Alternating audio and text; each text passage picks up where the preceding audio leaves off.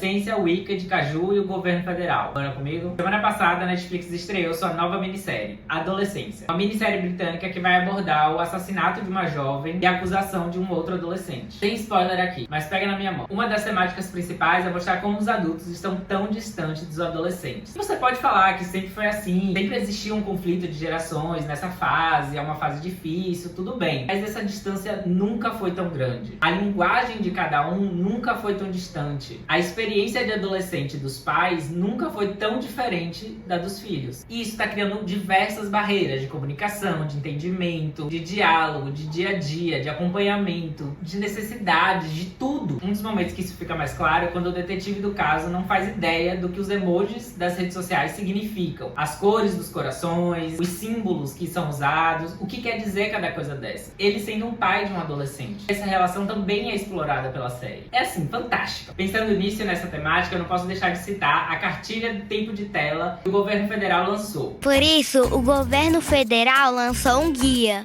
baseado em evidências e estudos científicos, agregando as melhores práticas internacionais. É o Crianças, Adolescentes e Telas, guia sobre usos de dispositivos digitais. É como se fosse o guia alimentar, é o ideal que a gente deve buscar com ciência, com estudo. Ele detalha muito bem o que é indicado para cada idade, como é indicado e quais os prejuízos se a gente não controla isso. Eu indico muito que vocês ouçam o Angu de Grilo dessa semana, que elas detalham no bloco 2 um pouco mais sobre essa cartilha, a Isabela e a Flávia. E trazem também toda a complexidade dessa discussão. Não é só sobre colocar ou não a tela para os nossos filhos, é sobre cuidado, é sobre sobrecarga, é sobre possibilidade ou não possibilidade. Ouçam. Mas isso me fez lembrar que nos nossos tempos existiam outras discussões parecidas, como as propagandas infantis. A nossa geração foi bombardeada por todas as propagandas de brinquedo, comida, tudo para criança, pra gente encher o saco dos nossos pais e consumir cada vez mais e mais e mais. Até que foi comprovado o prejuízo disso e foi proibido. Então é necessário que a gente reflita sobre esses impactos, faça o que for necessário para proteger as nossas crianças e adolescentes. Além disso, ou por causa disso, a série também vai explorar sobre a ideia de homem e de mulher que cada um tem. Sejam esses adolescentes, mas sejam os adultos que cuidam deles também, o que a gente acredita que cada um deve ou não fazer, como homens e mulheres se comportam ou devem se comportar e como a gente tem criado novos homens e mulheres. Assim, a série é um luxo. Além da temática, a série tem chamado muita atenção também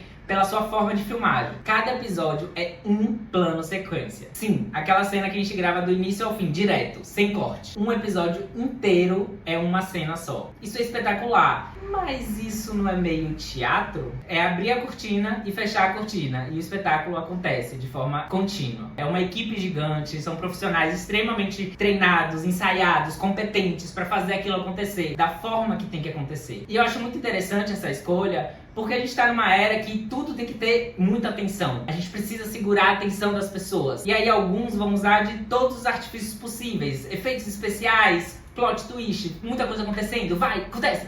E essa série, ela prende você, mas por um outro motivo. Você quer ver o que vai acontecer depois, naquele plano que não acaba, que nunca acaba, que te prende pra você ir andando junto com eles, assim. Primor. E pensando nessa performance teatral nas telas, eu não podia deixar de lembrar de Wicked. Sim, o musical do ano passado, das Bruxas de Oz, fez muito sucesso, ganhou Oscar, e que teve como um dos motivos do seu sucesso conseguir transformar o teatro em tela. Artifícios tão inteligentes quanto as atrizes cantando ao vivo,